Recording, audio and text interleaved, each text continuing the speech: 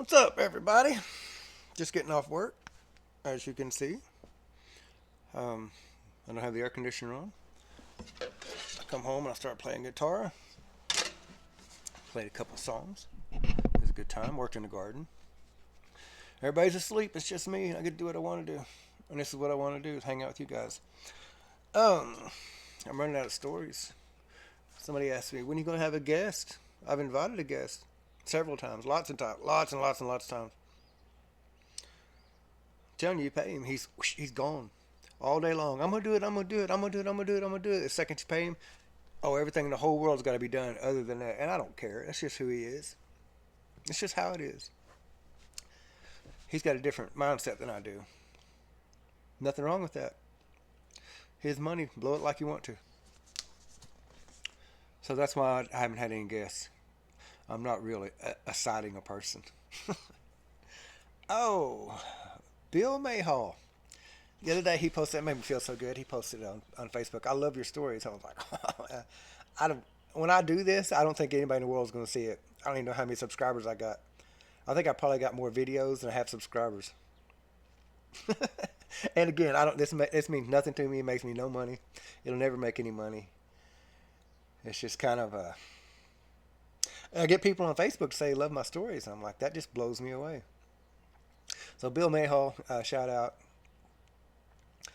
out Sheila, Miss Sheila Basham, Miss Vicky Justice, Miss Bonnie Reimer.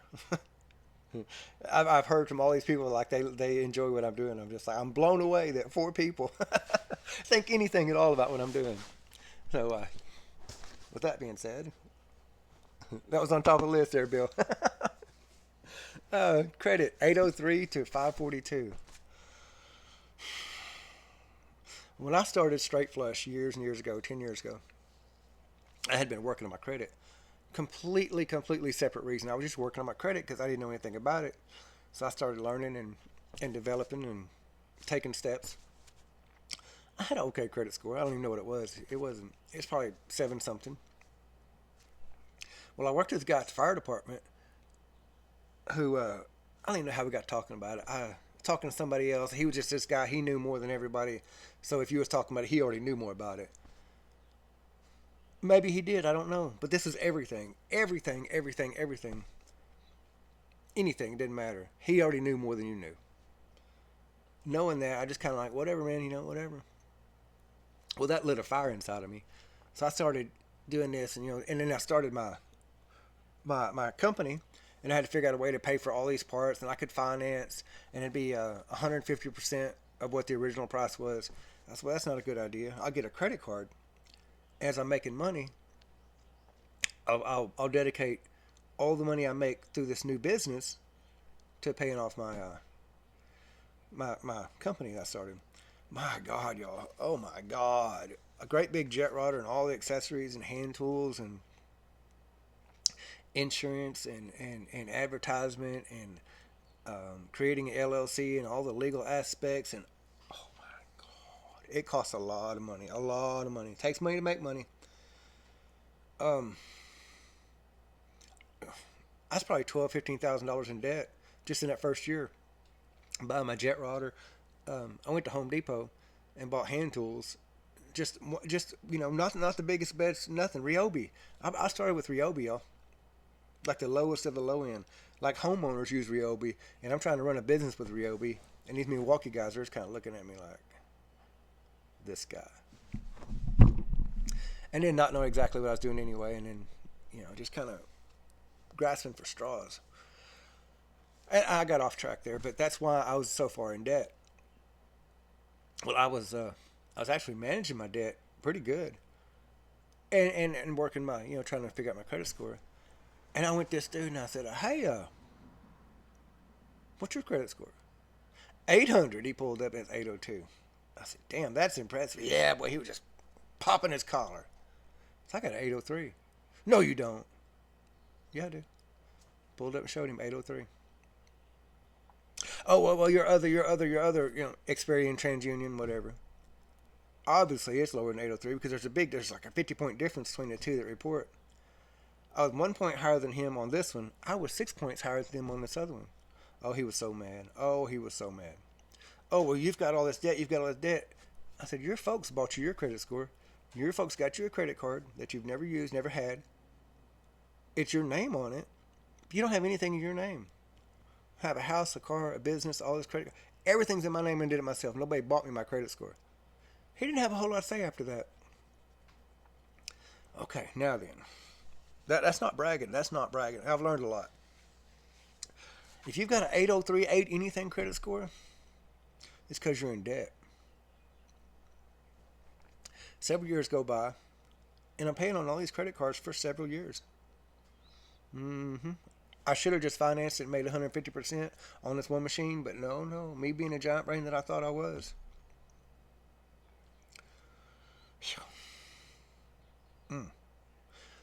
So, if you know or don't know, I've always been in my kids' life. I'm kind of sidetracking. I've always, every day, in every way, been in my kids' life. I drive back and forth to Tulsa. I drive up Friday, take them back Saturday, drive up Friday, take them back Sunday, drive up Saturday, take them back Sunday, whatever I could do, because of my fire department schedule. Every other weekend I would drive to Tulsa and back to spend time with my kids. I'd drive to Tulsa, bring them back home, do whatever we could do on the weekends, take them somewhere, drive them back home, do something up there, and I'd drive back alone. So with that in mind, I also pay child support on these same kids that I spent so much time with. Nothing to do with nothing. I'm not being a hero. I'm explaining my part of. I'm getting a little personal. So renting cars and, and maybe I'd go up there and get a motel or, just anything. That kept my credit card debt kind of up there a little bit. So when they moved down here, that ended the car rentals in the Tulsa, and it ended a lot of that. So I wasn't losing as much time at work. So now I could work that Friday, Saturday, Sunday if I needed to, and I did. So now it's starting to make a little better sense. The kids are here. Well, then they both turned 18, and child support ended. So that freed up quite a bit of money around the same time, within a year or two. So then I got the bright idea. A house come up for sale, and I was like, I could afford that. Rent it and whatever. How much do you want for it? They told me. Well, I got to look, and that was real close to what I owed in my own house. If I can afford that house, I can afford to pay off my own house. So I went to my retirement, and I said, hey, I need to borrow some money for myself. My retirement lady said, what are you doing? I said, I'm paying off my house. She said, you'll never regret this. I said, it's either pay off my house or buy another house. She said, it's not my business, but if it was me, I would pay off your own house. That's guaranteed money. You ain't got to worry about nobody paying you. You ain't got to worry about anything going wrong. You got to worry about nothing. It's your own house. I said, I'm going to do it. Paid off my own house. That ties into my bank credit that I'd had for all those years. It's gone. That knocked years of good, perfect payments off my record. It doesn't exist anymore. Credit score goes wrong. Well, then I paid off my truck a little bit early. Drove a truck for 2 years, no payments. Wrong. There goes some more. Now I'm attacking my credit cards. All this money that was going to my house and going to my truck and going to child support, this is all within a couple of years. All starts going to my credit cards. Wrong. So now I've got great history with them. Well, then I close my credit cards. If I got it paid off, I closed it. Now, who didn't tell me not to do that? Nobody. Nobody told me not to do that. You have no credit history whatsoever. It's all gone because you closed your account. We're not still reporting on that. You have no credit cards. You have no truck. You have no house history in your name because it's all closed. I was basically 18 years old with no credit whatsoever. When I pulled my credit score, 542. 542. Like my credit jumped off a cliff. But I wasn't in debt.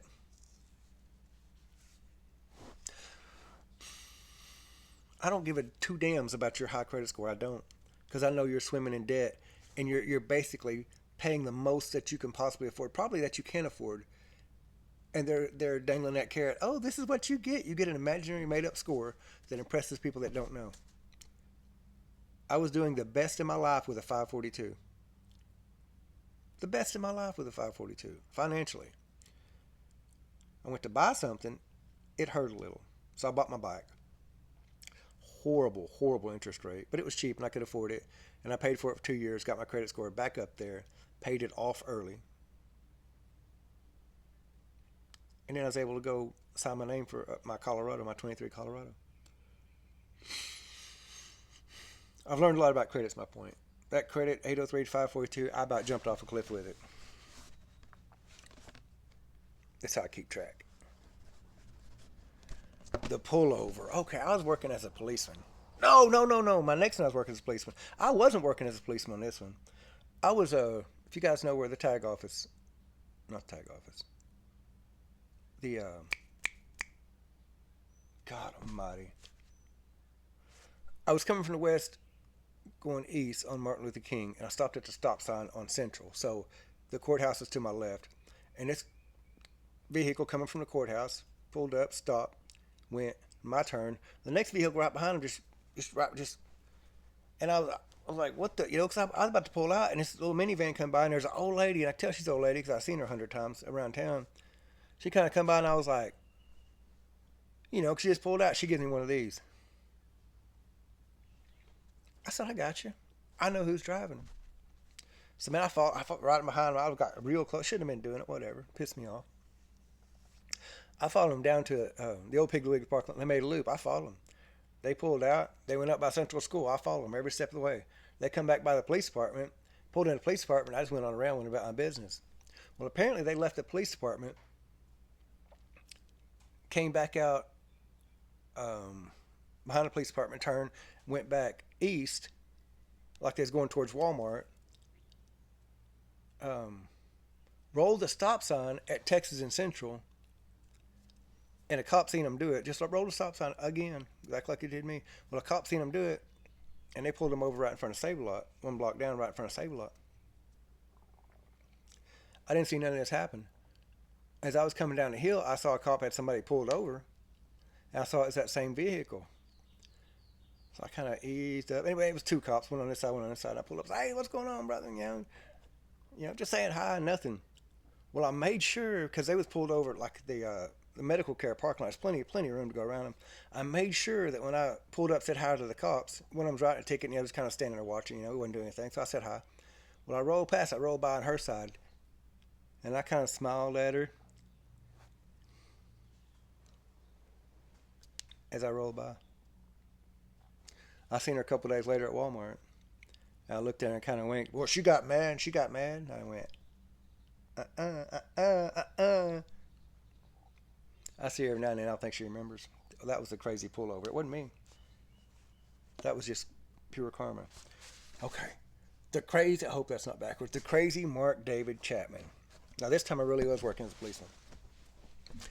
And we got a disturbing the peace call. There was somebody sitting on this lady's porch, and he was yelling, he was beating on the door, and she didn't know who it was, and it was disturbing her peace. And this is out kind of across from Denison School. And I knew the lady. I plumbed for her and her husband. I was like, yeah. I have no idea who this is knocking her or why. So we pull up, and sure enough, this dude I'd seen him walking through town. He had a backpack on, and he's not from here. When people aren't from here, you see him. That he was just out of towner. So he's on the front porch, and we're like, hey, man, what's going on? He said, well, I'm trying to get in. She won't let me in. I was like, do you know her? Well, no. Well, then why are you? Come out here and talk to me. We're out in the front yard. And I'm just watching. I'm just kind of. The other officer, everything's exactly the way he's supposed to do it. Nothing crazy. What's your name? The guy says, Mark. Mark what? Mark David Chapman. And I looked at him. I said, your name is what? He said, Mark David Chapman. I said, Mark David Chapman, what's in your backpack? He said, I said, is there a book? He said, I have a book. I said, is it The Catcher in the Rye? He just gave up. He just gave up. That's what's your real name. And this other cop kind of looking at me like, what is going on here? What are you talking about?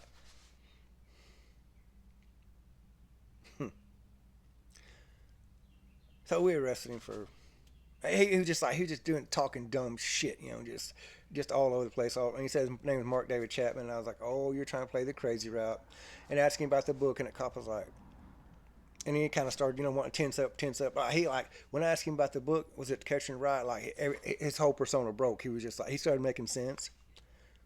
Mm-hmm. Trying to play crazy. Mm-hmm. So we arrested him and got him in, and you know, booking him whatever back to jail. He said, "What do you know about Mark David Chapman?" I said, "What do you know about him?" He just kind of blah blah blah blah. I said, "I get that crazy shit. I get it." I said, "I'm a little bit smarter than that." I said, "A lot of people don't understand. I understand." I said, "You ain't gonna take me by surprise. I'm not John Lennon." Well, he just kind of, and then he got mad. And he was really mad. But we put him in jail. I don't know what the hell made him mad about. I don't know. Mark David Chapman shot John Lennon, one of the Beatles, and killed him. He did. Um, but he was reading the book, The Catcher in the Rye, and that's like a really odd name. It's a three three word name, I guess. And when he said it, I kind of and it just caught me. I was like, what are the chances this guy's real name is Mark David Chapman after all this crazy shit he's trying to play? Hmm. Hmm. So that's the story of the crazy Mark David Chapman. It just kind of it. I don't know. I wasn't an asshole. I didn't mean to make him mad. Didn't do anything. Nobody did anything out of the ordinary. Like nothing. He was charged with probably disturbing the peace or whatever. Probably paid a little fine and left town as he should. I don't know. I can't explain how weird it was for him to say, "What's your name, Mark David Chapman?" My antennas went up. What? Good times, good times. That's it. 17 minutes. That's about right. Hmm. I don't know. I don't want to get too far into my personal life. I had a rough upbringing. Rough. I'll talk about it. I don't care. I'm not ashamed of it. I did a bunch of stuff I'm ashamed of. That's a fact. Yeah. Try to avoid all that. Hmm. I'll tell you this. I'll tell you this. I may have already said it. If I did, I'm sorry. I'm not sorry. It needs to be said. If you're poor growing up, which I was, that's your parents' fault. It's not your fault. You can't control it. You can't control it. If you're poor as an adult, that's your fault. To hell with how you was raised. I've seen the best upbringing go south. I've seen the worst upbringing turn out great. If you're poor as an adult, that's your fault. You can't blame your parents. You cannot blame your parents. Mm-mm. Nope. I'm not saying everybody's rich. I'm not saying I'm rich. I mean, and it's been said, no, I ain't got people's money, and nothing in the whole world made me feel any better. That tells me that my kids have a chance. They know where I come from, and they think that they tell their kids, "Oh, people have money." Love it. I hope every one of them, every single one of them, does way better than I did. That's what I want for them, and I'll help them any way I can get there. I don't know how they can do it. I know how I did it. Yeah, people have money. I don't have people money. People does. You send them grandbabies over here. We'll get it. Um, yeah. If you're poor as a kid, it's not your fault. If you're poor as an adult, it is your fault. Hmm. All right, I'm going to think of something different and check this and maybe boost the volume or maybe not. I don't know. See you guys.